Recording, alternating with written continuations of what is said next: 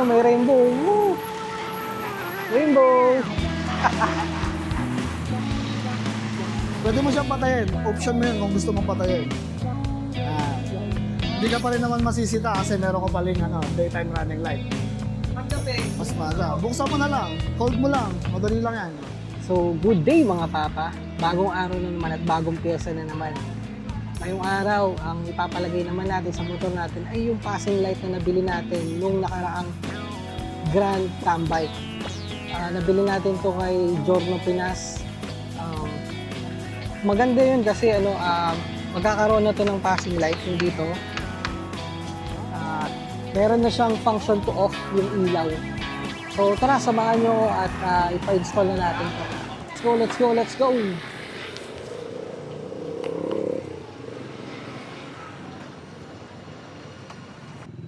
Pero bago tayo pumunta dun, magugas muna tayo ng motor kasi galing to umalis din ako kahapon. Hindi ko na pa ugasan. Dito lang tayo sa Buga-Buga, 5 piso. Yun yung mga quick panghugas natin eh. Pero, siyempre, wag mo itututok ng direkta sa, sa motor mo kasi, lalo na sa ilalim, kasi minsan, yung mga sensor na apektuhan pag sobrang lakas ng pressure, tapos, direkta mong tinutok doon. Minsan, nagkukos yun ng check engine or something na, basta nagkakaroon ng problema yung sensor. Na-experience ko na yun sa P6 ko dati. So, dito lang naman tayo. Yan.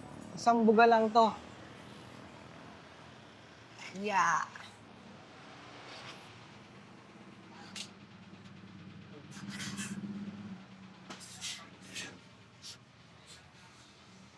So, anong gagawin mo dito? Pupulutin mo tong hose. Tapos, pagpulot mo hose, maglalagay ka dito ng 5 piso. Ayan.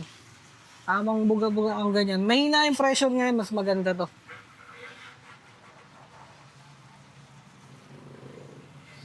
Kasi ang tatanggalin lang naman natin yung mga putik-putik eh.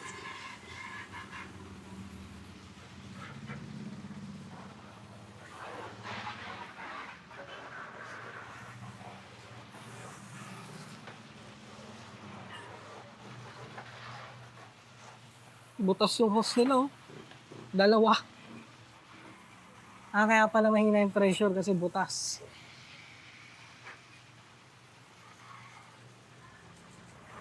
Ayos lang yan. Mas maganda nga yan. Mahina lang. Kasi yung tatanggalin lang naman natin dito yung mga putik-putik.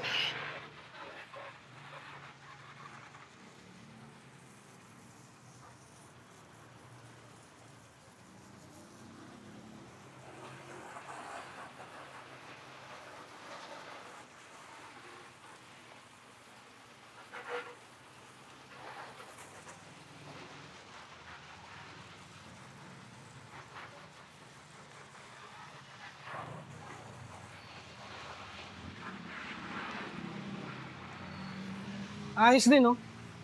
Habang nag-ano ka dito, meron naglilinis din doon, no? Kasi butas.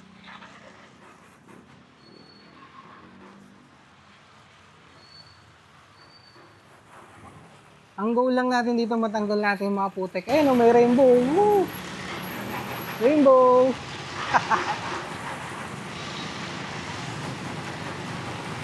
Ayos, so may rainbow pa si yung motor natin, oh. Kaso, nasusaweran tayo eh. Huwag tayo magpasawer.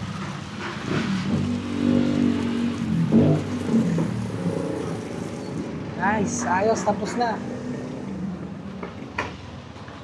Siyempre, pag tapos dyan, hindi mo pwedeng tapos na ganyan. Kailangan natin punasan yan. Unang punas dito sa upuan.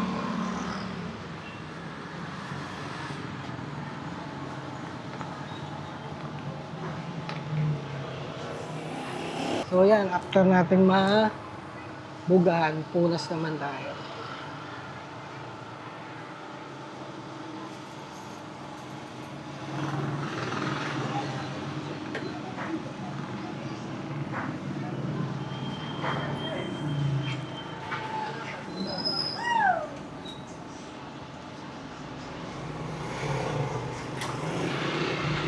Hindi ko na nga inubad yung helmet ko kasi madali lang to eh.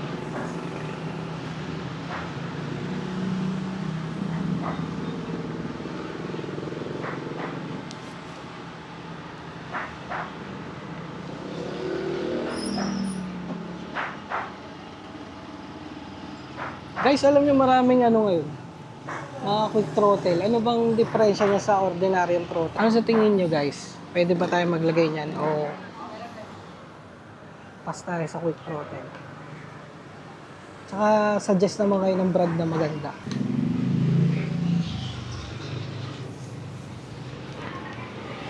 Sa tingin nyo? Quick throttle tayo o wag na?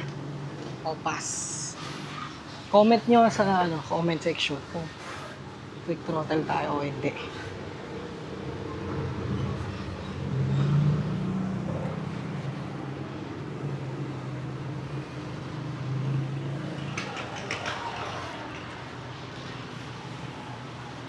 Ayos. So, ang goal natin, hindi naman sobrang linis na linis kasi pinapalinis ko dito sa car wash. Ang goal lang talaga, matanggal natin yung mga putik. Yun lang, putik lang. Yun lang tatanggalin natin dyan. Once done, sisibat na tayo. Punta tayo sa installation.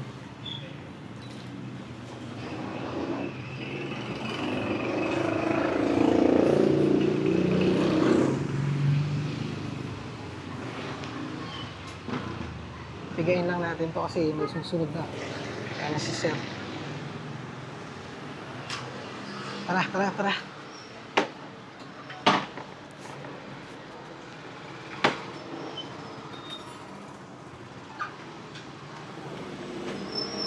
Yoy! Yeah.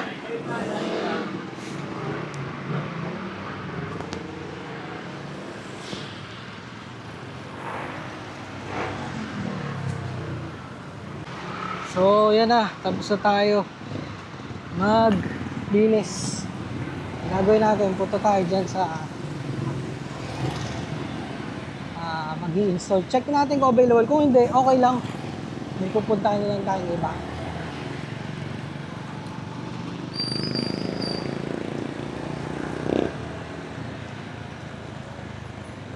Yeah.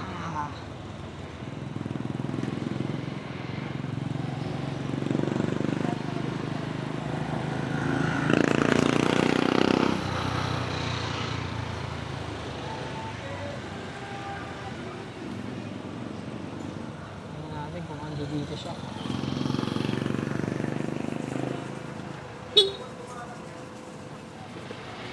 Andito yung gagawa. Ayos. Sige.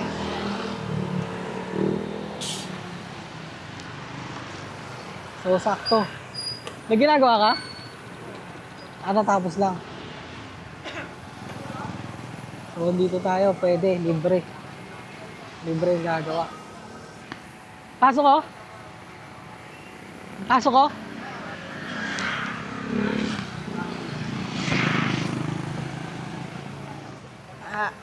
tayo dito.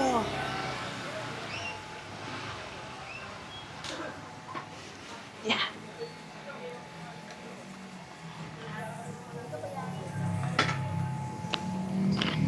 Ayos.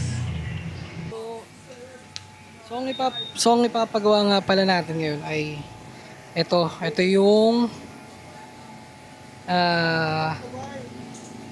passing light. Nabili natin to dun nung nakaraang event kay Giorno Pinas. Maganda rin to na accessory or part ng motor kasi may option ka para mag-on off ng mismong headlight. So tara, simulan na natin. So dito yan sa may Sir Ego Garage Moto Service. Meron din silang page. Okay, pupunta. Yan, marami din silang parts dito tinitinda.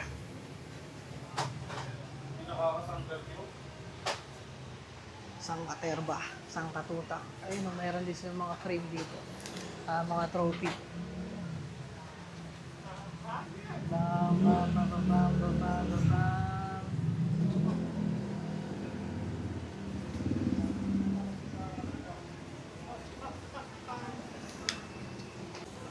So yan, sinisimulan ng gawin yung motor. Yung pag-install, syempre tatanggalin muna ulit yung front panel para bumukas yung mga wiring. So after mabaklas ng front panel, dito naman tayo sa may headlight. Ano yung mga kinakalas dyan, boys? Ito, yung tatlong bolt dito sa partner ng headlight cowling. Nambakasin mo para may angat natin ng konti. Tatanggal din tayo ng side mirror. Pati side mirror. Kasi kailangan natin yung para ma-access natin yung switch. Okay, okay. Bali, dyan ikakabit yan. Dito. Ito yung stock na switch. Ang ipapalit natin, ito. Ito na. Ayan. Ito na. 4 pins na. 4 pins. Pista kasi 3 pins. Yung stock kasi makita nyo daw, 3 pins lang to. Wala kasing delta. Wala kasing passing. Walang passing.